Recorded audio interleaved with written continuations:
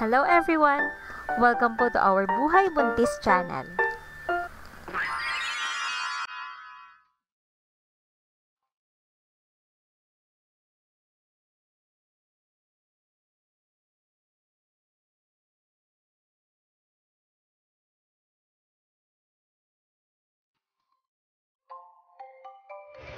Ang tanong, kailan ba dapat magpa-ultrasound para malaman ang gender ni baby? Kung gusto mong malaman kung boy o girl ba si baby, walang mas mainam na paraan kundi ang pagpapa-ultrasound for gender scan. Kung magpapa-ultrasound ka para malaman kung boy o girl ba ang baby mo, mainam na gawin ito sa pagitan ng 18 to 24 weeks ng pagbubuntis o mula 4 months hanggang 6 months si baby. Sa panahong ito, mas malaki na si baby, buo na ang kanyang genitalia, at mas maayos na ang kanyang pagkakapwesto.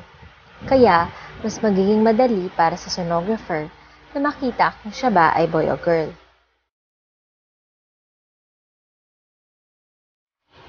Sa pagpapa-ultrasound para malaman ang gender ni baby, tandaan na may mga ilan pa ring mga bagay na maaaring makaapekto sa accuracy ng ultrasound test results. Ilan dito ay ang mga sinusunod. Una, ang pwesto ni baby sa oras ng ultrasound scan. Mas madaling makikita ng sonographer ang gender ni baby kung nakabuka ka siya.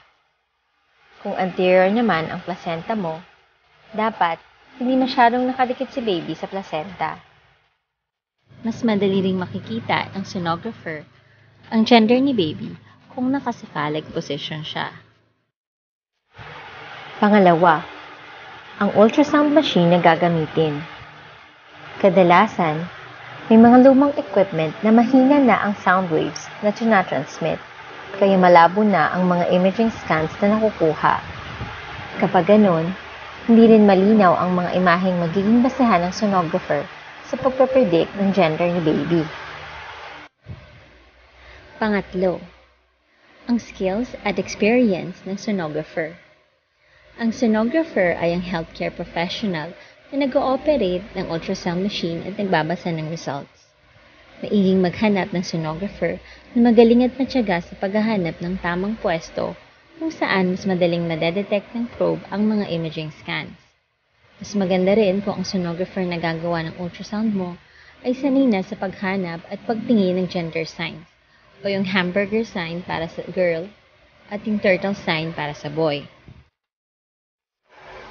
Pwede ring mahirapang makakuha ng malinaw na scans ang sonographer kung marami ang nakaharang sa sound waves at echo signals. Ganito ang nangyayari kapag kambal o higit pa ang ipinagbubuntis mo o kaya kung overweight o obese ka.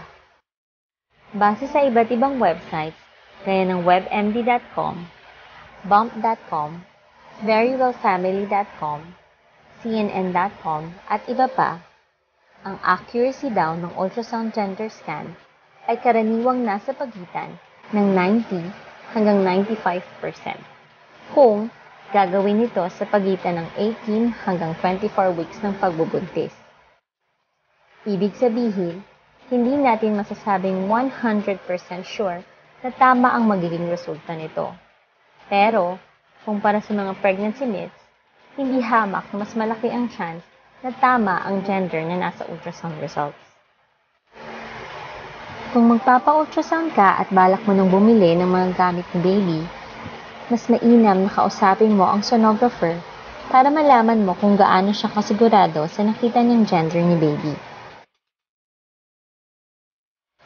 Kapag hindi maayos ang pwesto ni baby habang in-ultrasound, karaniwang pababalikin kayo ng sonographer para sa isa pang ultrasound gender scan. Karaniwan rin na 3 o higit pang beses nagpapa-ultrasound ang isang buntis dito sa Pilipinas. Ang unang nire-request ng OB o midwife ay ang transvaginal ultrasound na ginagawa sa unang trimester.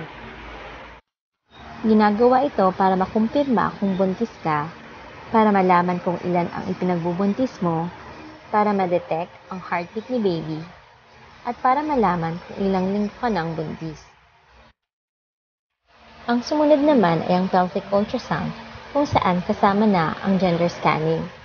Ang huli ay ang BPS o Biophysical Profile Score Ultrasound na ginagawa upang ma-check ang overall na lagay ni baby, mula sa paggalaw at paghinga ni baby hanggang sa dami ng amniotic fluid. Maaari ring mag-request pa ng iba pang mga klase ng ultrasound o mas marami pang scans ang iyong OB/GYN o midwife, depende sa kung ano kailangan ma-check sa baby mo. Sa bawat pagpapa-ultrasound mo, maaari mong tanungin ang sonographer kung anong gender ang nakikita niya para mas makasigurado ka. Kung meron po kayong mga tanong tungkol sa pagbubuntis na gusto niyong sagutin ko, i-comment niyo lang po sa video na to. Next time po ulit. Thank you for watching.